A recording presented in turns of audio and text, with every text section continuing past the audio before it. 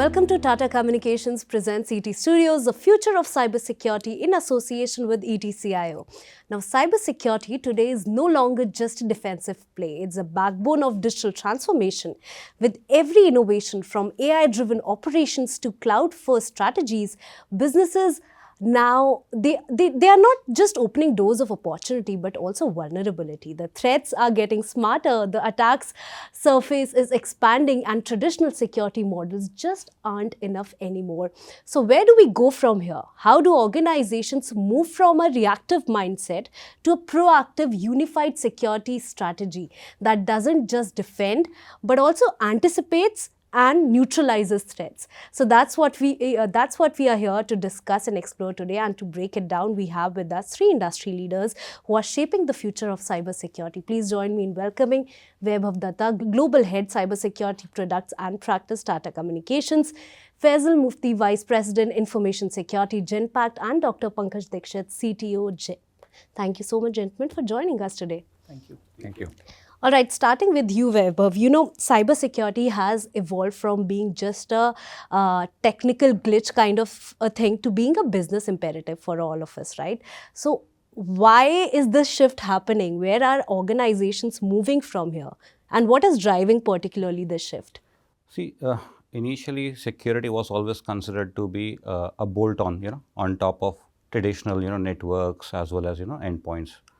But it has now become a very strategic, topic. It is a topic which is now discussed regularly in the board level discussions as well. Because any security incident is going to impact the image of any brand, right? It could lead to any financial losses and it could also result in some regulatory non-compliance, right? So the board is also becoming more and more stringent on identifying what exactly is happening in the security. And hence, it is the shift which is happening from a tactical to a strategic, play which is there. And we see that is the reason why you see a lot of traditional security now moving to a next generation security platform. And that is, I believe, is on a high rise. All right. Thank you so much for answering that question. Now moving to you, Faisal. Why are organizations, some similar questions, why are organizations now moving towards platform-based unified security frameworks? What do you think? Yeah, thanks for having me here. So I think I'll just add to what Vaibhav mentioned. I think it's more about moving away from a tactical approach to strategic approach. And I think platformization is the need of the hour. It's not just about single platform, it's about multiple platforms coming together in a more kind of consolidated manner to give us outcomes for security. So we have different platforms from endpoint to networks to cloud. All of those define some outcomes with telemetry data, with analytics, with behavior-based detections. But for analysts to respond, for people who are taking decisions to respond, they need a consolidated view. And that's why unified solutioning is the most critical aspect of our cybersecurity programs today. And I think the second piece to this is how fast are we responding? Because if a security team is looking at multiple platforms, that means it's taking more time for them to decide. And with a consolidated, unified solution or a platform, they can have contextual information coming in from these different solutions altogether. Obviously, their decision making will be faster and they'll be able to respond faster to those threats. All right. On that note, Faisal, one more question to you. We are talking about IoT now, right? The convergence of IO and OT. At this point in time, we were talking about the interconnected world as well. How can organizations approach to sort of protect both of their digital and physical assets in this interconnected world? Yeah, this is interesting. I think one of the most challenging things for enterprises, we've seen with digital transformation, I think both information technology systems and operational technology systems have been kind of driving the digital transformation for enterprises. And they are converging at the same time, right? There's a lot of convergence. That means that if you need to drive OT, you need to have their data-driven analytics coming in from information technology systems. But it imposes challenges because the two systems that were earlier isolated, segmented, now have some sort of interconnected capabilities, which also means that the OT system primarily had a lot of vulnerabilities which were not prioritized because of the way they were kind of modeled, they were manufactured and everything else. We see automotive mobile industry, we see healthcare. They use so many OT technologies or systems where they had vulnerabilities of thousands and numerous number, which were not kind of structured in a way to get a fix.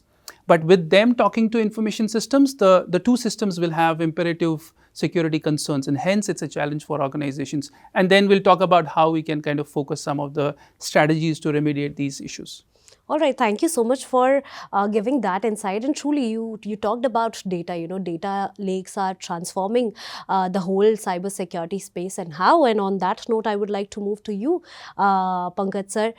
Talking about data, how are organizations leveraging their data for better threat detection and also in improved incident response? Yeah, thank you, Machi. I would first start with what Vaibhav said. Another advantage or disadvantage of not focusing on cybersecurity can be complete disruption to business, right? We have enough examples of now banks, financial institutions, and other companies being hit by ransomware attacks, which come by way of having a very weak cybersecurity posture or not having the right updates and patches. So cybersecurity, besides the brand and reputation, it can completely bring your business to a halt, and that's very important. And adding to Faisal's aspect about platforms, so GEM, is a platform. It works like a marketplace for all the G2B business. Okay. The entire government and the public sector is enabled almost like a conventional marketplace, for example, Amazon or Flipkart. The entire purchases of the government worth lakhs of crores, billions of dollars. Last year we did $48 billion of business, happens through GEM. So for us, security becomes very important. Why? Because we have continuity of business for purchasing of the government that happens. Now, currently, if you look at this, we are going through the GFM quarter, which is the last financial year quarter for the public sector, and they have to spend their budgets. Now, in such a scenario, we cannot expect or we cannot accept any disruption in business. Cybersecurity takes a very important, a factor in that case. What we do is we collect all the logs that come from all our systems and subsystems and appliances, and they go into something exactly what you mentioned, data lake. Now, how this data lake helps us is that all the security logs are now in one place. Okay. Having them in one place helps me to analyze all the security related aspects, parameters, factors in one particular data piece.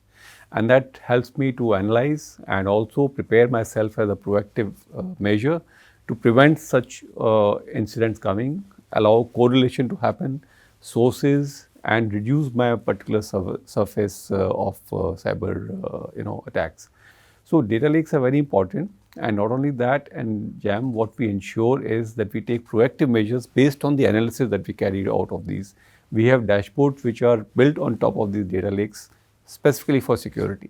And hence, I think this is, of course, there is now a new term which is combining data lakes and data warehouses into lake houses. And these are developments which ensure that you have the best of a data lake and best of a warehouse and combine it into one. And that's all available in cloud.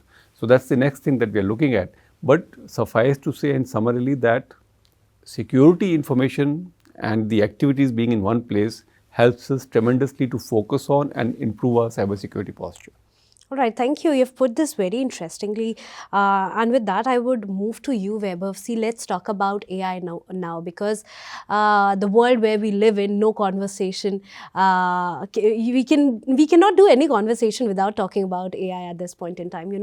Each and every newspaper, be it any headline, AI has to be there, right? Everyone is talking about AI. On that note, AI still come with its own set of challenges, right, when it comes to adoption and even accuracy for that matter.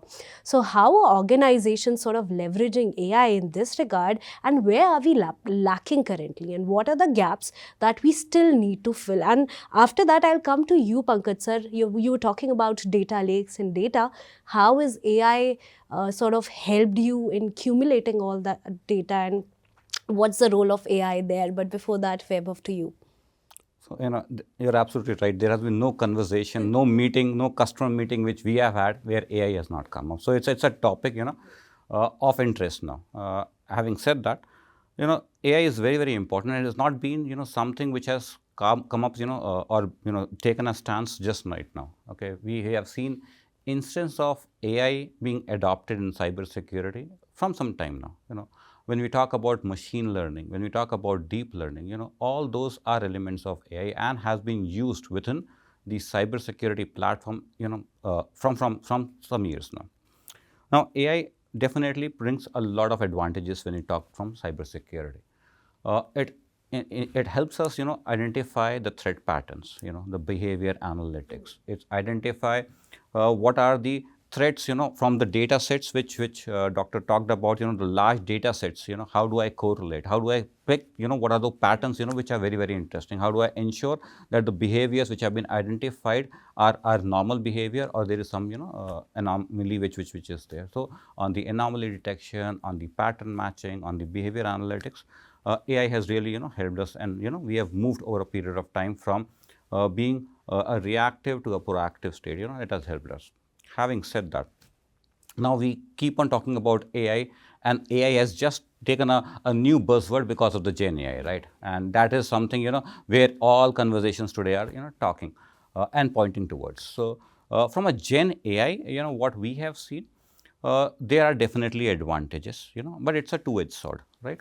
When I say a two-edged sword, there are advantages where on one side we see benefits coming out of Gen AI on vulnerability prioritization. If we look at, the security specific use cases, on the threat, detection, as well as on the threat response, how I can automate my response could be very, very well defined when I'm using Gen AI models correctly.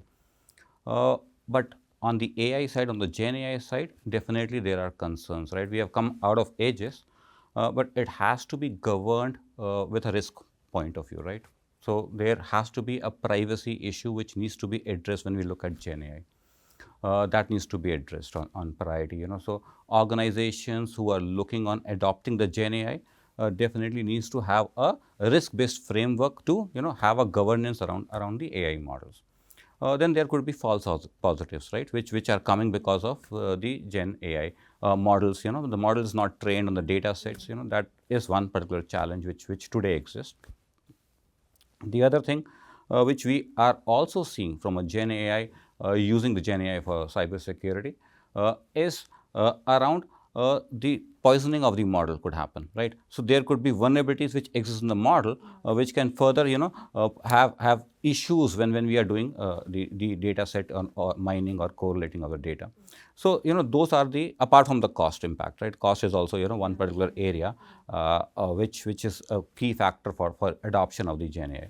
So, these are some of the challenges which today exist. Over a period of time, as we move on, the models will mature, right? But it is not only being used by the security side of the world. The Gen AI and the AI models are also used by the bad side of the world, right? And that is, where the challenge always will continue to be. So, Yeah. And I will move to you now, Pankaj sir. You were talking about data lakes and how we are actually using data for better threat analysis, right? On that note, see, he talked about the governance that has to happen when we talk about AI. He also spoke about all the biases that AI has. How do we sort of ensure that while using AI to accumulate our data or do anything with our data and it is not biased, right? Is there any scope where humans still need to be there, or AI can do everything? Yeah, so I completely agree with you that we cannot depend on AI. It's not the be all and end all of everything. Even yesterday, I was reading a particular post on LinkedIn, and it does a lot of things. But at the end, the person who posted that also said, "All I need to do is approve." So the AI will do most of the work, and it's an agentic AI used for some very specific purpose. And then at the end, he writes, "I will still have to approve." Coming back to the focus of AI in cybersecurity, right? I look at it as two parts to a problem, or not problem, rather the coming of AI in the cybersecurity arena forces me to look at it in two parts. One is the offensive side and one is the defensive side, right? First, the offensive. So, a decade or 15 years back, you used to have script kiddies. Script kiddies were those youngsters without deep knowledge of cybersecurity, but because of availability of knowledge on internet, they had ready-made malwares or Trojans. They used to use them to, initiate attacks. Look at that problem now magnified with the power of AI available to the negative actors of the world, right? So, what AI has provided the offensive kind of actors in this whole IT world is a very powerful tool that is capable of generating threat vectors with a completely new power, with scale and volume and speed, right? Offensive side of this is completely something, if you are hit by it, you'll have to, really brace yourself for a very negative impact. But the good thing is that the capability is still being built. Even though the tool is there, now the laws and regulations prevent them from carrying that out, even though we see minimum, the lower scale of that effect on a day-to-day basis. So, the offensive side, you have to protect against, there are, the threat vectors increase, the surface area is increased. Why? Because every attack which used to happen prior to AI, now you magnify that in scale, whether it is IP spoofing or it is a privacy attack or anything. Coming on to the defensive side, I'll take myself back to the data lake. And what that helps in is, because I have concentrated all my security related information in one place, I'm able to run reports and analytics on that. How I'm using AI in that is, if my data lake, I used to run scripts to give me reports which used to run overnight in batches and give me a report in the morning on my security performance, I can now do that in almost near real time. Why? Because the power of AI gives me that to run that report. The new thing that we are exploring is conversational analytics on the data lake of security logs. How this provides is that I do not need to have a security professional querying that. Even an IT professional with basic knowledge of information, what he does is he types out a simple question like, give me the security threats, top security threats of the last 2 hours. He just has to type that, he doesn't have to know. Now the AI engine generates that and gives him a report in a firstly explanatory manner, one which he can understand. He doesn't have to be a SIM expert to actually look at a dashboard and see what is good, what is bad. So that is how we are using AI on the defensive side. And offensive side, of course, we have to be very careful against what comes. No, of course, it's the rule of the universe. When offensive side becomes stronger, the defensive side has to come out more powerful, right? I'll just like to add a point to that. I think rightly said by Vaibhav and Dr. Pankaj. I think what is important is to look at attackers have not gone beyond, and we haven't seen attacks which are leveraged by AI. I think at this point, it might change things. They're doing basic stuff with phishing and everything else, but not malware deployments using AI. They are changing their indicators with AI, obviously, because their infrastructure is getting spun up very fast.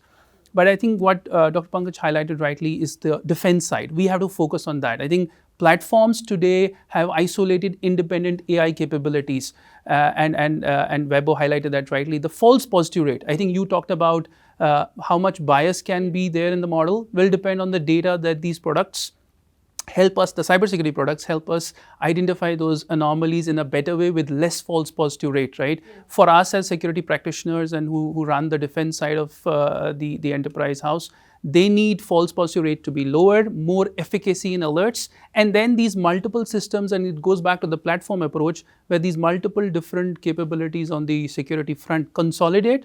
We have a single view of a SIM telling us what's going bad, from an AI model to a conversational AI telling the analyst that, hey, here is the problem, go and fix it. I think we're still far away from that, but I think the outcome for us is to focus and help each other in the industry from product OEM perspective to deploy those better AI models in their products. Yeah, no, of course, Faisal, let's also talk about another buzzword, which is work from home. Or work from anywhere on that note, right? Gen Zs want it, right? They don't want to come back to offices, right, gentlemen? On that note, Faisal, Since we are in this remote first and the workforces are distributed, we are all living in the cloud first environment. What are those best practices that organizations can perhaps apply to ensure resilience in this current cloud first environment? Yeah, absolutely. I think the challenges for enterprises have actually grown with digital transformation and with remote work and work from anywhere. Basically, it's not just working from a particular location, right? So it starts with fundamentals, right? We earlier heard about perimeter security, defense in depth, and have boundaries in place in the primitive security, capabilities of an enterprise. But now it's like kind of connect from anywhere. So the concept of a zero trust architecture for enterprises is a fundamental deployment for them to secure their enterprises, right? So ensure for an enterprise like us, we ensure that we have security coming in from identity to endpoints to all the layers, right? With that, what we kind of focus on is ensuring that there is evaluation of that access to our enterprise applications at every possible policy level. That's number one. Second, with a cloud first approach, we've kind of taken those design principle steps forward. And I think that I would suggest as a best practice that when you start deploying these cloud solutions, be it SaaS or your private cloud, I think your design principles have to be stronger. You have to define what are your crown jewels, where do you kind of isolate, segment your applications and data kind of layers with the external attack surface. And then also kind of start building frameworks, which Webo initially highlighted, that frameworks are very critical for organizations to make sure that you are deploying your cloud strategies in an effective way. And the last piece I would say, because I think it's a very broad topic, is about ensuring governance and monitoring. With all of this that we deploy, there has to be governance. There will always be a drift. There will always be a drift in configurations, in changes that people make from a business requirement perspective. We see today, like we're being told, like in 2 weeks, give us this business deployment on cloud, which means there is expectation which is of higher delivery rate. But for security, it means we have to be faster than them to make sure that our monitoring and governance is strong. So I would say lay these layers from deployment strategies to monitoring and ensure governance on top of it. No, of course. See, you mentioned governance, even Vaibhav mentioned governance and frameworks. I would like to come to you, Pankaj sir. They both mentioned about frameworks. Regulatory frameworks are, of course, there to tell us how to handle our sensitive data, and we should handle it better, perhaps. On that note, how can companies also, maintain that balance with compliance and also being agile at the same point in time? Yeah, that's that's a good throw. Maintain balance between compliance and agility. See, I'll tell you the advantages that I feel of compliance standards, like whether it be HIPAA or GDPR for Europe, and the advantage I see is we've recently got certified as a critical information infrastructure, right? So there's a body by the name NCIPC, which looks at important networks of the country and infrastructures, and it certifies them that if this infrastructure goes down, it's a severe impact on citizen services, right? So networks like Airtel and networks like the systems like GST and the income tax system, these are all critical. It gives me a lot of comfort that NCIPC has regarded GEM as a critical information infrastructure. Why? Because now it comes in a government regulated list of networks that if you try to push a cyber threat against these infrastructures, you are not only violating a law, but you are going to be subject to a stricter punishment and a stricter standard. So that is one part about comfort, right? But has it, if we look at something like GDPR or DPDP, which is going to come, it's going to result in a lot of investment, both in terms of resources and in terms of actual money by enterprises to comply to that. Now, if you look at it from a business leader point of view, it will become some sort of a pain. The word pain can be interpreted very, not in the strictest terms. But putting that money and time and effort into making it DPDP compliant is a painful aspect, right? But at the end of the day, look at how it affects the user. The whole GDPR thing, when it started, a few years back, has completely changed the thought around a person's personal privacy, right? Yeah. So before somebody can take your mobile number or your email ID or your address, it has given the power of consent to you. So has that compliance helped the common man? I think it has. Did it result in a lot of effort and pain for the systems to put it in place? Yes.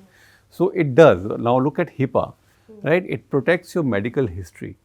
Now you do not want it to be public as to what you are, suffering from or what someone else, or especially politicians and senior leaders. That information is very sensitive. And it tries to put all those senior leaders and a common citizen on the same platform by protecting your medical information, right? So compliance is an important thing, because otherwise the whole world will, run amok and completely run wild. So we need to have structures, frameworks, and some laws and regulations in place to follow. They might be a pain in the short term, but I'm sure these laws and regulations are made with the common good of all the citizens. When you were talking about this, as a journalist, I was literally thinking about the whole influencer thing happening at this point in time. How the compliance, Yeah. we don't understand why compliance is necessary until we make some mistakes, right? But pat on my back for throwing that one right there at the cybersecurity panel. And I would like to come to you, Vaibhav, on that note. Let's talk about simplifying security architecture, which is not easy. It's easier said than done, but it is also a business necessity, right? If you can share any real world examples on how it can be done or how it was done for organizations. See, I believe there are already some frameworks, which organizations are adopting. Faisal mentioned about the zero trust architecture, zero trust as a reference framework. I believe more and more organizations have now gone to that level of maturity where they are adopting, the zero trust based architecture, which includes start with identity, which forms the core, because I want to give access based on trust. I want to trust the device, the user, and everyone, and it has to be based on need to know basis, right? So zero trust is one particular reference architecture which more and more organization has adopted, multiple use cases, right? Zero trust network access, which actually became a very, very hyped because of the COVID, the pandemic, with all the operational issues which organization went into. Then we are also seeing micro segmentation, which is adopting. I want to limit the blast radius, right? So that is something which organizations are adopting. So that has been there. However, what we have also seen a consolidation happening on the network and the security domain, right? SASE is a classic example, secure access service edge, where one side we have all the security elements, other side we have all the network elements, combining together, it is created and it is actually getting now implemented and people are taking advantage of it. Definitely, we see a platform-centric approach, as Faisal mentioned, coming together in life on the network side, on the security side, with a unified policies across the network and the security. It makes life easier for organization. Organization are walking that journey. It makes easier because the policy is unified across network and security. So I don't need 5 specialists to define a policy on this device, this device. I can have that unified skills created and I can manage it in a better shape and form. Eventually, we all know security skills are not that much available in the market. So some consolidation of the platforms on the network security will help us attain that, and frameworks exist and being adopted.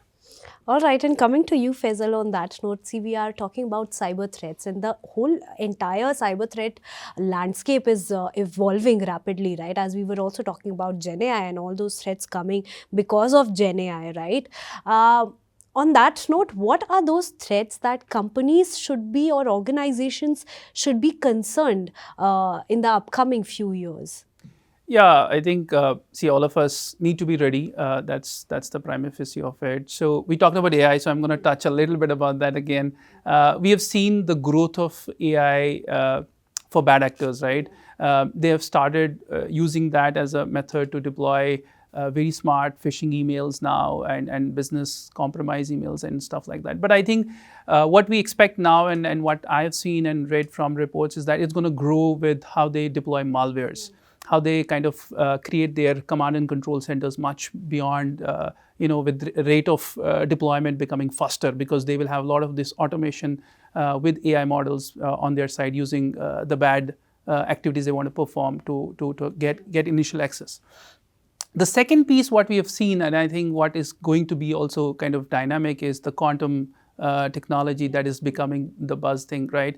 With a lot of the data, because I was reading a report, I think in 2024, there have been so many ransom cases, but there have been less of encryption happening, more of extortion. So data is actually being moved out as bigger impact to the organizations. Now, if that think about data being encrypted and then bad actors using quantum technology to kind of focus on getting that data, misusing that data in different ways. So that's second piece to that.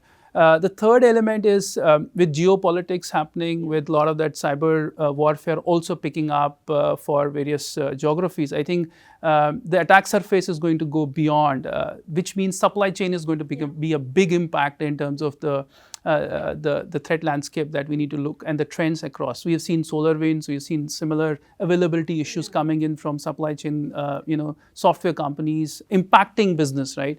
And I would say last piece, what Weber highlighted, and I think again, this is very important, is skill set. While we talk about trends, but for anything to be transforming with digital transformation happening for enterprise, I think skill set becomes key. So we as leaders focus heavily on that. How do we prioritize our preparation to have our skills getting developed with whatever workforce we have and get right skills back into how that journey of security becomes stronger and effective for the organization.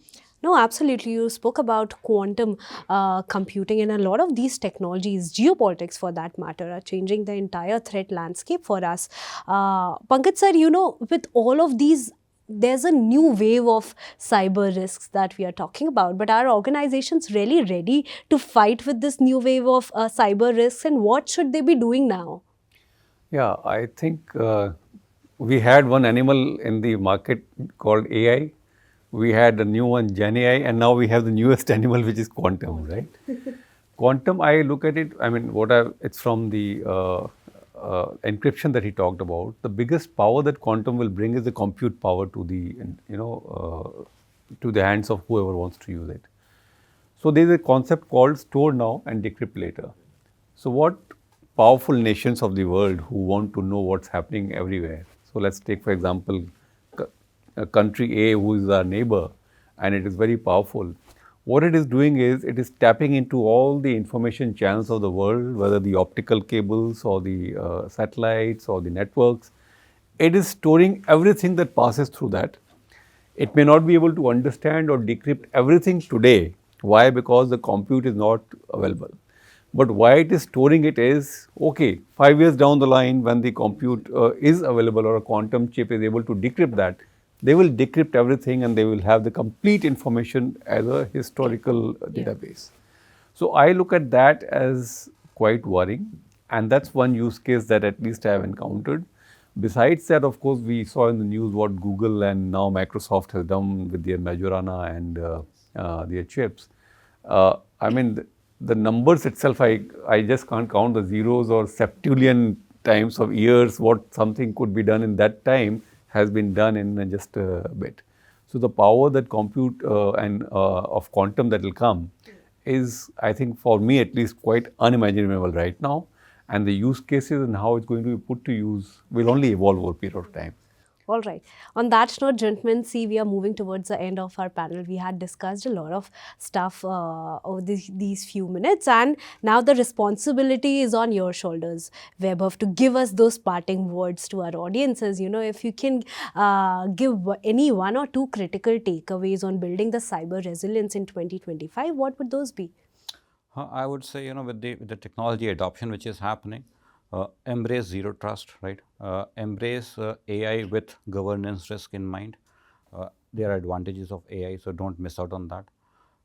Watch out for quantum, as doctor mentioned, watch out for that. And don't only look at the IT part of it, resilience is more dangerous when we look at the OT part of it. So, look on the OT side of it. So, I would say, these are, some takeaways which I would suggest. All right, those were the lessons. On that note, thank you so much, gentlemen, for being a part of this conversation. It was really interesting for me as well. And to our audiences, stay tuned for many more such conversations only at Tata Communications ET Studios, the future of cybersecurity in association with ETCIO.